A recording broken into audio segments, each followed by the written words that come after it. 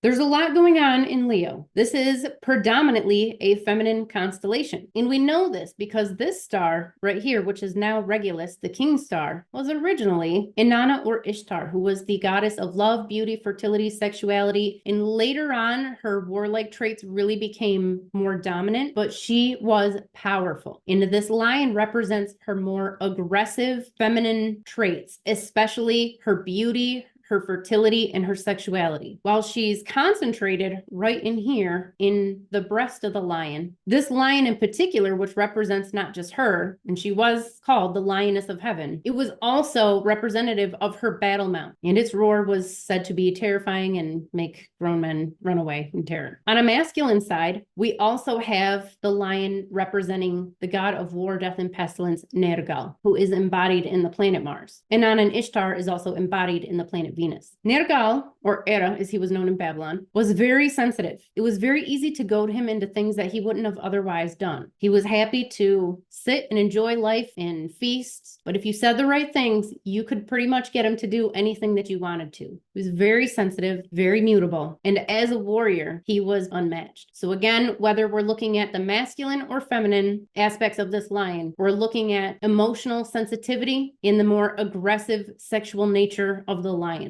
A lot of the current associations of Leo are actually very similar, namely because we still to this day get a lot of feline associations with Leo. And if you have ever had a cat, you probably know cats like to lay around, they like to eat, and they like to murder things. They're not doing it necessarily out of spite, usually, although they're happy to fight if necessary. They're just extremely playful, and this all just comes very naturally to them. Strong Leo in a chart will ensure that you have some of these traits to some extent. A moon in Leo means that in order to live your best life and to be fulfilled on all levels, you must be having fun. You must be having some type of adventure, although it's probably not constant. You cannot get bored. You will almost certainly be a very creative person, and you need to indulge in this creativity in order to be fulfilled. Now, some people obviously find this in their romantic partnerships and sexual relationships. That is not necessarily how this has to show up for you. And again, the other planetary placements in your chart is going to tell you a lot about how this actually shows up. Sexual and fertile energy is creative energy, and you can exercise this in so very many ways. I will also say that a high-fat,